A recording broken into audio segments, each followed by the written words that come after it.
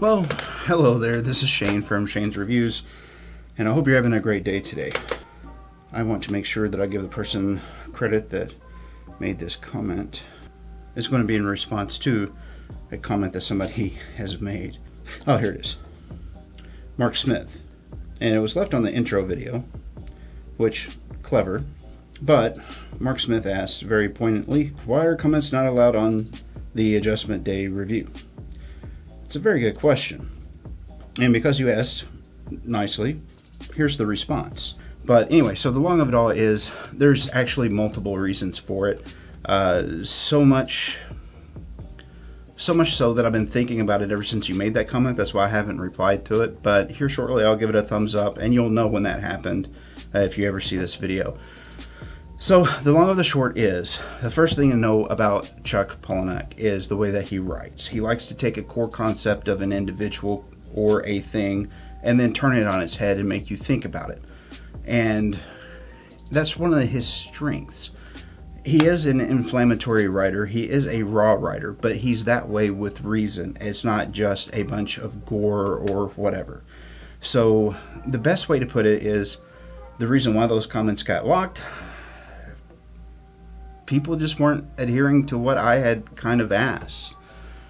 And it's not so much that myself I got butt hurt. It's that I didn't like seeing people that were actual viewers and subs of this channel that had been for years making honest comments and earnest comments and then getting trolled.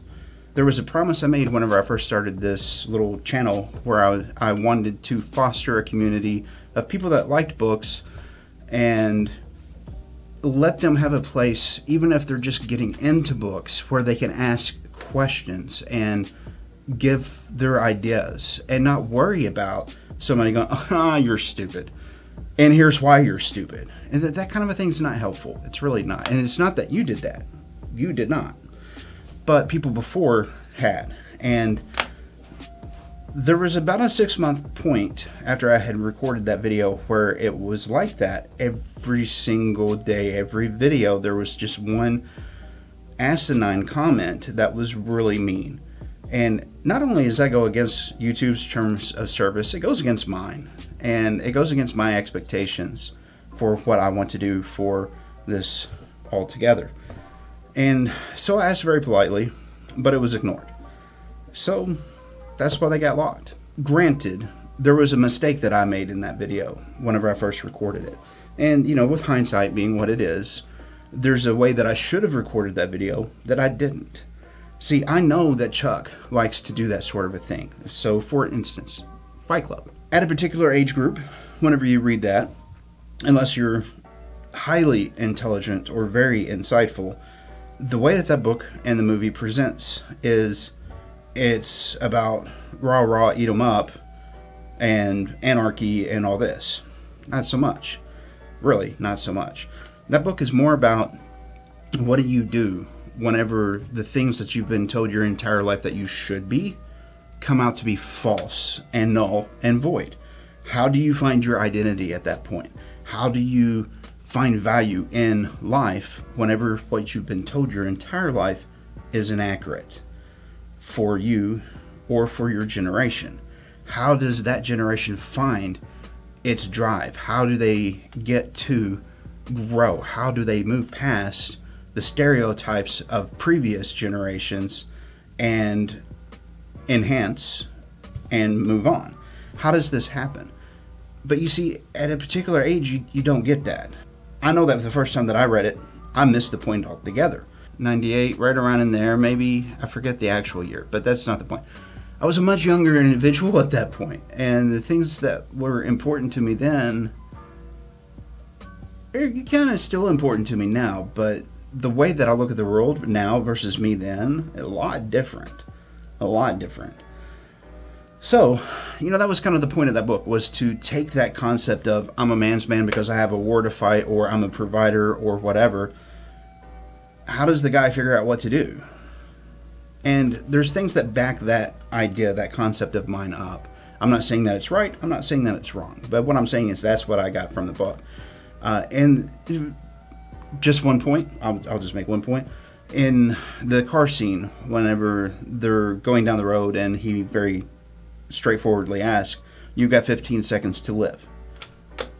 What do you wish you had done?" One person, I think, said, "Write a book, make a picture, build a house," that kind of a thing. There was 3 answers in the car.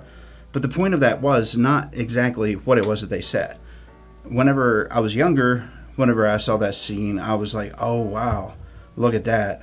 Now he's got something to mess with them about. And that's kind of the wrong way to look at it, and I understand that now because I've grown. But the actual thing that he was doing was showing them what was actually most important to them. What would they do if they knew that they could get this one thing done? This is what I should be doing. It's the same thing as the question of, if you had $1 billion, what would you do on a daily basis? That should be what you're actually doing in life. It's whatever your answer is to that question. If I had $1 billion, I didn't have to worry, this is what I would be doing. That should be what your profession is. Now, there's a lot of problems with that, but we'll just move on. Because, that really is the point. Or the same thing with the Russell K. Hessel, I think it was, where he was collecting the ID cards. All these little things like that, they seemed like really rah-rah moments whenever I was younger, right? But what I didn't realize was that he was proving a point, and he was taking my ideas and concepts and flipping them. Adjustment Day is kind of the same way. There's a joke in the book, and the joke in the book is the book itself. And that's the thing about it. If you take it and you look at it from the core point of the story, right? You've got society, bunch of nutballs that are in for running the presidencies of whatever and whatever. America decides that it's going to split itself up and put different groups in different areas, and then they shan't intermix. But the problem with the book is they end up making a society worse than the one they already had, and in fact put things back into place that weren't in place since the 1800s, early 1900s, and then made it actually worse. The point of that book is there's no magic pill that we can take to fix what happened. There's no magic thing that's going to make everything okay. The only thing that's going to work is if we stick the course and we work together. We put our bullshit to the side and learn to work as a group, as a community, as a entirety instead of portions. But there's also another thing that's a lesson in there, in that I don't know the situations that you had when you grew up. You don't know the situations I had when I grew up. Because of that, we will forever be different. But if we can have that open conversation, I can have insights that I didn't have because I didn't grow up in that fashion. Just the same as you can have the insights about the way that I grew up, even though you didn't grow up in that fashion. It's a way of trying to get people to take the concepts that they have and put them to the side and realize all of this preconceived bullshit is just that. It's bullshit. And we need to, as a whole, forget about particular things. Even though it's not cool, we need to stop embracing other things, even though it's not cool. And we need to find that middle ground. We need to embrace. We need to be in the moment with whomever we're at. And it basically comes down to one of my core concepts of, as long as you come at me with respect, I'll come at you with respect. We can agree to disagree and we can move on. And hopefully we can actually have a conversation in between point A and point B, and then I can have a better understanding.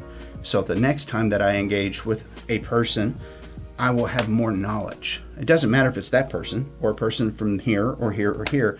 What matters is I would have a better knowledge base to operate off of. That's the kind of conversation that I was wanting to spark. My mistake was that whenever I first recorded that video, because I think I even mentioned it in that video that I had tried recording it like 3-6 times, something like that. It was a lot. I had recorded it a lot of times. But what had happened was that human thing of I had filtered down to the point that I felt was the most important point for me to express.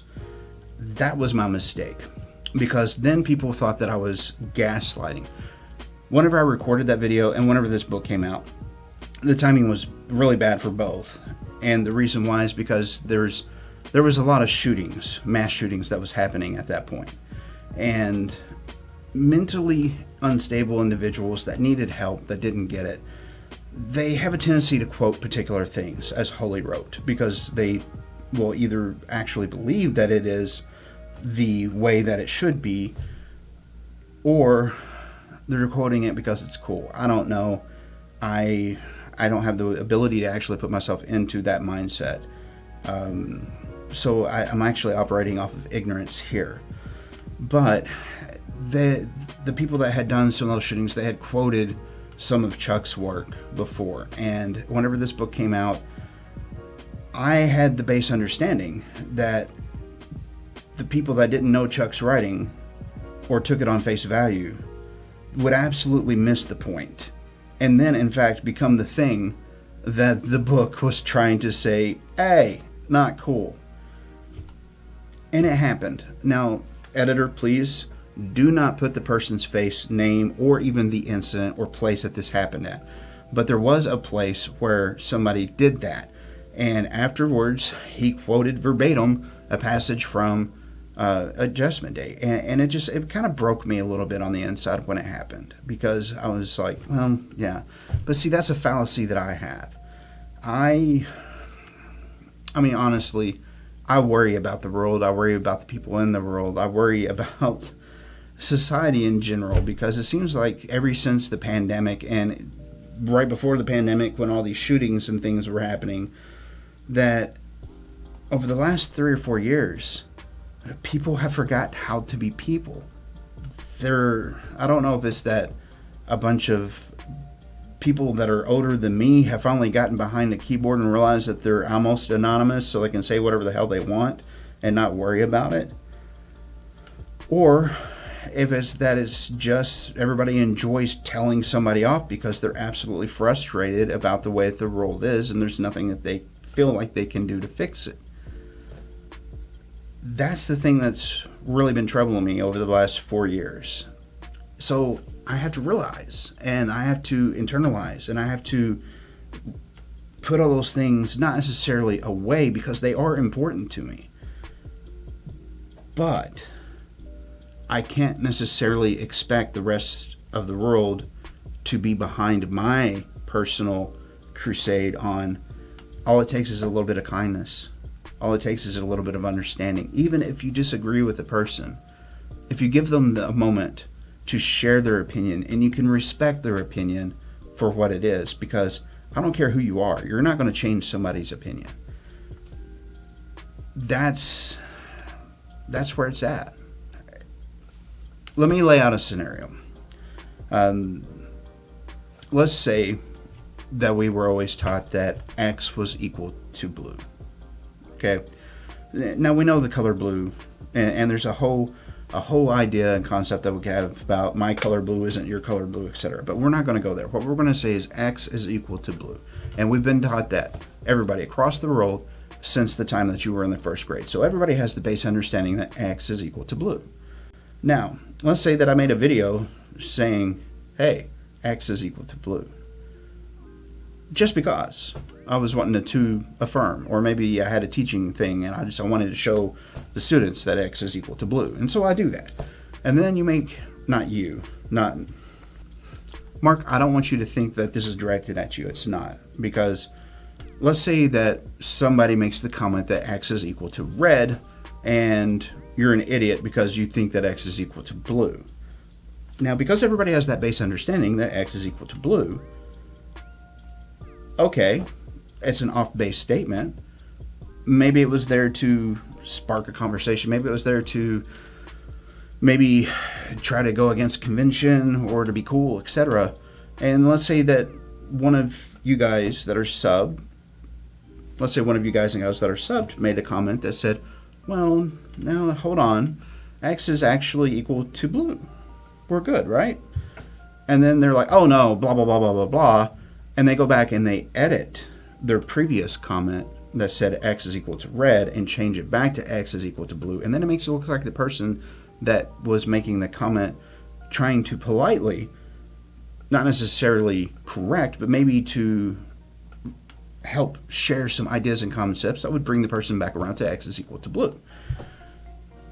That's what happened, was that there was a lot of gaslighting on the troll side, where there was comment after comment that was made, and after I would say something to them, then they would go back and edit that comment that they had previously made so that it said something completely different, and then it made my response that was very in tune to what had been said, because any responses I made to that video originally, I was very aware of, and I was very aware of what I was saying. And it's really hard to have a conversation if somebody goes back and changes the base of their argument, because then it makes it look like you're a complete fool, and that's what they were trying to do. So that's one of the other reasons why I turned off the comments on that video. It wasn't that I don't want to have a conversation or to have people come along with me on that ride. It's not that at all. But what it is really is there's a difference in between ignorance and stupidity. And if you're being a troll online, you're just being stupid. You're wasting everybody's time. Now, I can understand the need of validation. I can understand the need of wanting to belong or destroy or whatever, because I need attention and I feel like an invalid individual in today's world. I understand that, and that's usually a core concept of a troll. Sometimes it's just people are having fun, but there's a difference in between trolls that are having fun and what was happening there. Those things were actually, it wasn't like it was designed, but they were doing it in a way of which made it look like something that it wasn't, and that I wasn't cool with. So, if somebody tells me you're ugly or you're fat, I'm like, yeah, I am fat, and yeah, I am ugly, but not as ugly as some people. And certainly, if there's a nuclear fallout, I'll survive longer because I've got reserves. So it doesn't really affect me in that way. The thing that upset me was from an intellectual standpoint, because I had asked very poignantly multiple times for people to, stay chill, let's have a conversation, maybe I can learn something from this. And I have. I learned I learned a lot about make sure that you don't focus in so far that you forget the point, the entirety of the point of what you were trying to make. And that's what happened with it. So that's kind of my fault for even letting that happen. And yeah, so I'll take ownership of that. Although I doubt the people that were there before would take ownership of their actions. So there's a difference there. If you're one of those ones that would take ownership, leave a comment. And I'm not saying that in a rah-rah kind of a way. I would be curious to know if they knew the rest of the story. The hours upon hours of editing 8 different videos that I had recorded, that the first one I think was like an hour and a half long. And I was like, nobody's going to watch that. I mean, I could really get into that book and I could really, really go through a lot of the stuff that's in there. But at this point in time, it's really not worth it to me to do that. The comments are locked on it for that reason alone. And I'll put a thing on there telling you that there's going to be a video coming out soon, so that you know that I saw your comment, and it's a valid comment and it's a good question. But I have a feeling this will probably be the last time that I address it, because over the years my standpoint hasn't really changed. There's a lot of people that should not read that book because they won't understand it. They won't have the ability to take their selves and their identity and realize it's not a personal attack on their identity, because people have gotten so wrapped up in this concept is part of my identity that if you talk about it, I'm going to get upset and I'm going to argue with emotion, instead of understanding that you can idolize something enough to make it part of yourself, but not take full responsibility for the things that you're into. I mean, seriously, it can be done, because that's the way that communication used to work 10 years ago. And it's not like I'm saying I'm not saying a boomer moment. That's not what that's not what I want to do. But what I am saying is that there's an art of communication where you can say, this is my point, and then somebody else will listen, and then they'll say, well, this is my point, this is my point. And if those 2 points don't come together, that's fine, because those are opinions. And the unfortunate thing is the people that caused that to get locked, they weren't using opinions. What they were doing was trying to bait and switch. And yeah, it's just, I'm not down for that, because that's not a conversation. That's just a one-sided argument, because no matter what you say, they're going to continue with the next point that they feel is a point, but they're just beating a dead horse. Because, I mean, quite frankly, in the grand scheme of things, I have a suspicion that most of the people that were making those types of comments were not of the highest caliber to begin with. Now, I'm not saying they weren't intelligent. They were. But the concepts that they were trying to shove down everybody else's throats, no, not here. We're not going to have that. But anyway, so I know it's a long answer. I'm sorry, but you did ask the question, and there's the answer. So as I said earlier, let me get in here and give you a thumbs up. I'm going to heart it too. And done. Cool. So if you made it this far and you listened to all the ramblings, I appreciate it. Thank you so very much. Like I said, I probably won't address it again. I'll probably just point to this video and we'll call it good. Because, I mean, don't get me wrong. Adjustment Day is an incredible book. It's a really good book. But the point was missed. So, there it is. 10 out of 10. Put a fork on it. It's done. Well, anyway, I got to get busy. So, love you guys. Be good. Stay safe. Does anybody want to start a Deadpool board on when this pandemic's going to be over?